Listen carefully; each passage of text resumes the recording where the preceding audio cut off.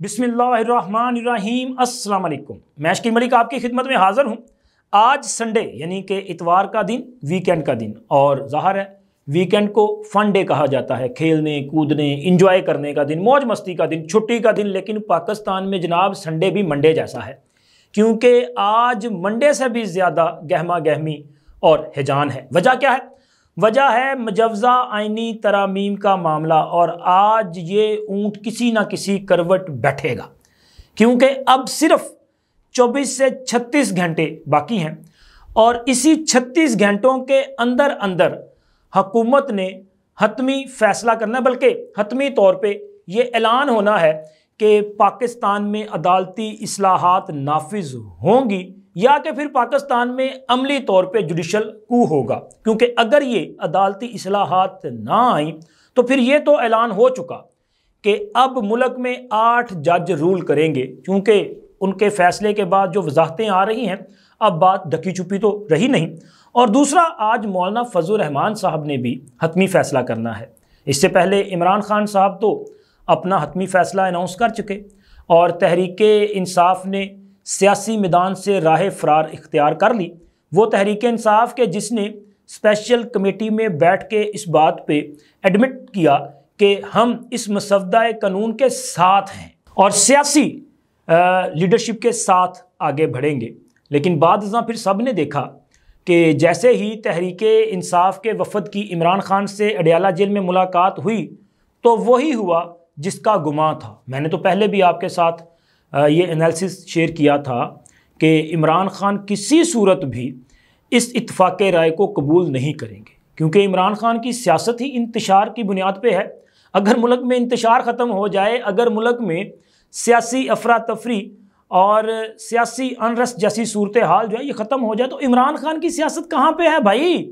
इमरान खान तो सियासी तौर पे अपनी मौत आप मर जाएगा ना। तो इमरान खान कभी नहीं चाहेगा कि मुल्क में जो है ये सियासी जो अफरा तफरी है ये ख़त्म हो, तो इसलिए इमरान खान कभी कबूल नहीं करेगा। तो वही हुआ ना कि इमरान खान ने इन आइनी तरामीम को सिरे से ही मानने से इनकार कर दिया। बल्कि मानने से इनकार तो करना अलग बात है, ये तो खैर मुझे लगता है कि वो जो 45 मिनट की मुलाकात है उसमें हो सकता है कि 2-4 मिनट इस पर बात हुई हो, कि उन्हें बताया गया हो कि चूँकि हुकूमत आइनी तरामीम लाना चाह रही है, मौलाना फजल रहमान भी उनके साथ कमिटमेंट कर चुके हैं और हमने भी कमिटमेंट की है, क्योंकि इस वक्त हमारे पास दूसरा कोई ऑप्शन मौजूद नहीं है, तो इसलिए हमने सियासी प्रोसेस में आगे बढ़ने का फ़ैसला किया है। तो हम ये तरामीम जो है वो करना जा रहे हैं। तो इमरान खान ने क्या कहा होगा, इसकी ज़रूरत ही क्या है? मुझे बाहर लेके आएँ, मुझे रिहाई दिलवाएँ। मैंने आपको कहा था कि आप एहतजाज करें और आप जाके जो है वो एक हिजान बर्पा करें। आपने क्या किया? आपने वो सारी की सारी कॉल ही वापस ले ली, आपने वो प्लान ही नाकाम कर दिया, आपने मेरे प्लान पे अमल ही नहीं किया, क्योंकि इमरान खान मुल्क में आग लगा के रखना चाहते हैं।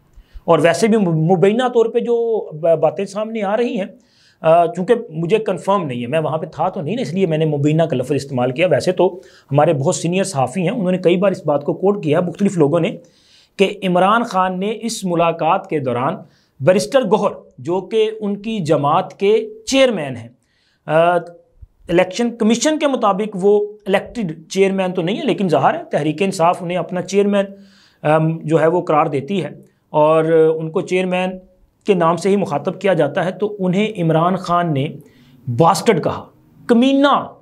अब अंदाज़ा लगाएं कि इमरान खान किस कदर उनके दिमाग में, उनकी शख्सियत में और उनके लहजे में फ़िरौनियत भरी हुई है कि किसी भी शख्स को आप गाली दे के मुखातब कर रहे हैं। वजह क्या है? वजह यह है कि जी आपने एहतजाज की कॉल वापस क्यों ली, आपने ये एहतजाज क्यों नहीं किया, आप सड़कों पे क्यों नहीं आए, आपने आके जलाओ घिराव क्यों नहीं किया। इस वजह से वो कमीने ठहरे। तो खैर कमीना जो है वो तो सबके सामने है। बैरिस्टर गौहर साहब के साथ जो कुछ हुआ, हमें तो इसका पहले ही अंदाज़ा था कि भाई ऐसा ही होगा, और आने वाले वक्तों में इस वक्त जो इमरान खान के साथ बड़ी मोहब्बत का इजहार कर रहे हैं उनके साथ भी ऐसा ही होगा, क्योंकि माजी में सबके साथ यही कुछ हुआ है। जिसने भी इमरान खान के साथ वालेहाना मोहब्बत का इजहार किया है, जिसने ये समझा कि यार ये बंदा जो है ये निजात दहिंदा है, ये थर्ड ऑप्शन है, ये बंदा बड़ा हैंडसम भी है, बड़ा ईमानदार भी है, और सबसे बड़ी बात कि ये बंदा तो किसी भी पाकिस्तानी से ज़्यादा यूरोप, अमेरिका और दुनिया को जानता है। ऑक्सफोर्ड का ग्रेजुएट है, बड़ा पढ़ा लिखा और महज़ब इंसान है, लेकिन जैसे जैसे ये मोहब्बतें, ये कुर्बतें आगे बढ़ती गई, वैसे वैसे इमरान खान बेनकाब होते गए। इमरान खान जब इनके पास टांगे की सवारियां पूरी नहीं होती थी ना, तो उस वक़्त इनके साथ सरफराज चीमा साहब हुआ करते थे, ये जो हमारे गवर्नर रहे हैं और इन दिनों गिरफ़्तार हैं। फिर जनाब एहसन रशीद साहब मरहूम हुआ करते थे, और एहसन रशीद साहब बड़े ज़र्फ़ वाले इंसान थे। उन्होंने इमरान खान के लिए अपना वक़्त भी दिया, अपना पैसा भी दिया और अपना ऑफिस भी दिया। फिर जनाब एडमिरल जावेद इकबाल साहब भी उन्हीं लोगों में शामिल हैं जिन्होंने इमरान खान को मसीहा समझा और इनके लिए ना आओ देखा ना ताओ देखा और तन मन धन सर्फ कर दिया। एक जस्टिस वजीहुद्दीन साहब भी थे, आज भी मौजूद हैं, और उन्होंने भी इमरान खान को जो है इस कौम का निजात दहिंदा तस्वर किया और बड़ी उम्मीदें लगाईं। और इसी तरह और कई लोग हैं। ये सब के सब लोग जो हैं वो इमरान खान की जो नेचर है उसका शिकार हुए, और सबके साथ इमरान खान ने आस्तीन के सांप वाला किरदार अदा किया। आप अपने आस्तीन में अगर सांप को पालें ना, छुपा के रखें दुनिया से, उसे अपनी गोद में बिठा के दूध पिलाएं, तो वो एक वक्त आएगा कि डसेगा, क्योंकि उसकी फितरत है ना, डसना सांप की फितरत है। इसी तरह इमरान खान ने अपनी फितरत के मुताबिक एहसान फरामोशी की सबके साथ। अभी हालिया दिनों में आप जनरल बाजवा देख लें, आप तरीन देख लें, आप अलीम खान देख लें, आप बाकी लोगों को देख लें, सबके साथ इमरान खान ने यही कुछ किया है। और आने वाले दिनों में आप देखेंगे कि इमरान खान और तहरीक इंसाफ फैज़ हमीद के हवाले से भी वही कुछ कहेगी जो जनरल बाजवा के लिए कहते हैं। और हो सकता है कि इमरान खान एक वक्त आए कि बैरिस्टर गौहर, अली अमीन गंडापुर या कोई बाकी लोग जो इस वक्त इमरान खान के लिए बड़ा ववेला कर रहे हैं, इनके लिए भी इमरान खान वही कुछ करेंगे, चूँकि इमरान खान की नेचर यही है। तो फिर आपको अंदाज़ा हो जाएगा कि असल में घटियापन किस में है और कमीनापन किस में है। तो इस पर मज़ीद मेरा ख्याल है कि वजाहत की ज़रूरत नहीं है। और दूसरा, चूँकि इमरान खान की मुलाकात के बाद तहरीक इंसाफ ने तो बड़ा कैटेगोरिकली अपना ऐलान कर दिया। उन्होंने कहा जी हम आइनी तरामीम का हिस्सा नहीं बनेंगे और हम तो दोनों ऐवानों के इजलासों का मुकम्मल बाइकाट करेंगे। यानी कि जो वादा उन्होंने पार्लिमानी कमेटी में तमाम पॉलिटिकल पार्टीज़ के साथ किया था, अब उस वादे से भी उन्होंने इनहराफ किया है। और मौलाना फजल रहमान, जिन्होंने तहरीक इंसाफ के लिए मुस्लिम लीग नून और पीपल्स पार्टी को इस बात पे एग्री किया कि जी आप मेरे मसवदा कानून पर जो है वो एतमाद करें, इत्तफाक करें। क्यों? क्योंकि उन्होंने कहा था कि ये मसवदा कानून मेरा और तहरीक इंसाफ का मुश्तरका मसवदा कानून है। अगर आप इस पर इत्तफाक करते हैं तो तहरीक इंसाफ भी ऑन बोर्ड होगी और वो भी इस मसवदा कानून को वोट करेगी, क्योंकि उन्होंने मेरे साथ ये कमिटमेंट की है। और हमने ये कमिटमेंट की है कि हम बतौर अपोजिशन अलाइज हम आइनी तरामीम के मामले पे इकट्ठे चलेंगे। तो इसलिए मैं वादा खिलाफ़ी नहीं कर सकता। मुस्लिम लीग नून और पीपल्स पार्टी की क़यादत ने मौलाना फजल रहमान का रिगार्ड किया और उन्होंने कहा जी ठीक है, आप उनको एतमाद में लें।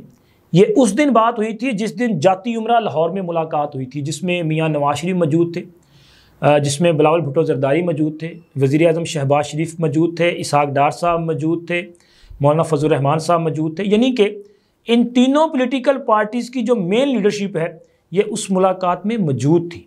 और उसमें मौलाना साहब ने 24 घंटे मांगे थे, लेकिन अब तो उसको भी मेरा ख्याल है कोई 48 या 72 घंटे होने वाले हैं कि अभी तक तहरीक इंसाफ जो है वो मतलब कोई उसका सर पाँव नज़र नहीं आ रहा कि आखिर उन्होंने कहना क्या है। अब तो रात को उन्होंने अनाउंस कर दिया ना कि जी हम बाइकाट करेंगे, लेकिन फिर भी मौलाना फजल रहमान ने रात को जो बिलावल भुट्टो जरदारी के साथ प्रेस कॉन्फ्रेंस की थी, रात गए, उसमें उन्होंने ये कहा था कि मुझे जो तहरीक इंसाफ के दोस्तों ने इमरान खान के हवाले से पैगाम दिया है वो बड़ा मुस्बत और खुशाइंद है, और मैं पूरी उम्मीद हूँ कि तहरीक इंसाफ भी इस मसवदा कानून की सपोर्ट करेगी। और उन्होंने बड़ा कैटेगोरिकली कहा कि ये मुतफ़िका मसवदा कानून है और उन्होंने इस बात को एडमिट किया कि हुकूमत और हुकूमत के इत्तेहादियों ने उनकी तजावीज़ को तस्लीम किया है।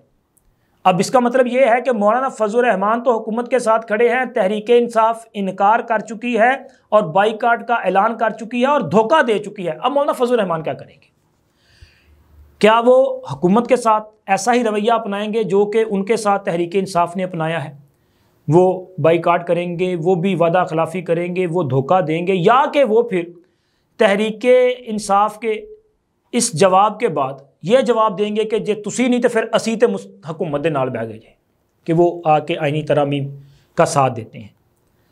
अब जो खबर है वो तो ये है कि हुकूमत ने कल ये फैसला कर लिया था कि हम आखिरी हद तक मौलाना फजल रहमान को टाइम देंगे और वो जितना टाइम चाहते हैं वो टाइम उनको दिया जाएगा। लेकिन चूँकि जो डेडलाइन है वो है 21 अक्टूबर की, 21 अक्टूबर से तक, मतलब ये आखिरी डेट है, हमने आईनी तरामीम को मंजूर करवाना ही करवाना है। अब मेरा ख्याल है कि वो जो आखिरी एक हद थी वो गुजर चुकी, यानी कि कल रात का टाइम गुजर गया और आज अभी जब ये वीडियो रिकॉर्ड की जा रही है तो इस वक्त तकरीबन 12:15 का टाइम है और हुकूमत की तरफ से 2 बजे तक की मोहलत है मौलाना फजल रहमान साहब के लिए। वो क्या फ़ैसला अनाउंस करते हैं। अगर तो मौलाना फजल रहमान ने तहरीक इंसाफ के साथ जाने का फ़ैसला किया तो फिर जिस मसवदा कानून पे इत्तफाक राय हो चुका और जिस मसवदा कानून को प्राइवेट मेंबर बिल के तौर पे ऐवान में पेश किया जाना है और मौलाना फजल रहमान ने इस बिल को पेश करना है, अगर वो इस कमिटमेंट से जो है वो अपना हटेंगे तो फिर हुकूमत भी इस मसवदा कानून से पीछे हट जाएगी। और फिर होगा क्या? फिर वही होगा जो सबसे पहले मसवदा कानून आया था, जिसमें बेंच नहीं अदालत थी और जिसमें फ़ौजी अदालतों का मामला भी था, जिसमें फ़ौजी तनसीबात पर हमलों में मुलव्विस अफराद का कोर्ट मार्शल करने का मामला भी शामिल था। फिर वो मसवदा कानून आएगा। ये है प्लान बी और ये प्लान बी एक्टिव होगा। अब देखें कि 2 बजे तक मौलाना फजल रहमान अपना क्या ऐलान जो है वो करते हैं और हुकूमत किस सिमत में आगे बढ़ती है। लेकिन ये जो प्लान बी मैं आपके साथ शेयर कर रहा हूँ, इस हवाले से मुख्तलिफ़ हुकूमती जो वज़रा हैं उन्होंने भी अशारों में बात कर दी है कि कुछ रद्द-बदल किया जाएगा। ये जो मसवदा कानून कल रात को फ़ाइनल किया गया था उसमें भी कुछ रद्द-बदल किया जाएगा, क्योंकि तहरीक इंसाफ ने जब अनाउंस कर दिया कि हम बाइकाट करेंगे, हम साथ नहीं देंगे, हम गैर सियासी और गैर जमहूरी रास्ता इख्तियार करेंगे, तो फिर उसके बाद ये फ़ैसला हुआ कि अगर इनकी हमने शिकें शामिल की हैं तो फिर इनको निकाला जाएगा। फिर ठीक है, फिर फ़ौजी अदालतों को ये इख्तियार दिया जाए कि जो फ़ौजी तनसीबात पे हमलों में मुलव्वस हैं उनका ट्रायल आप खुद कर लें। तो उनके ट्रायल की इजाज़त मिलने के बाद क्या होगा? सर 9 मई सोची समझी साजिश थी। एक ही वक्त में पूरे मुल्क में 239 मकामात जो कि फ़ौजी तनसीबात और अस्करी दफातर और हसास दफातर के ज़ुमरे में आती हैं, वहाँ पे हमले कैसे हुए? बग़ैर मंसूबे के, बग़ैर प्लानिंग के ये नहीं हो सकता। ये सोची समझी मंसूबा, ये साजिश और इमरान खान, मतलब कि फिर फ़ौजी अदालतों के पास ही आपने जाना है। बाकी आज चूँकि आखिरी दिन है और आज हर सूरत ये मुजव्ज़ा आईनी तरामीम का मसवदा पार्लियामान में पेश होगा। हो सकता है आज मंजूर कर लिया जाए, नहीं तो फिर कल हर सूरत मंजूर भी होगा, कमेटी भी बनेगी, नए चीफ जस्टिस का इंतखाब भी होगा, नोटिफिकेशन भी जारी होगा और सरप्राइज़ भी मिलेगा। अब तक इतना ही। अल्लाह हाफ़िज़।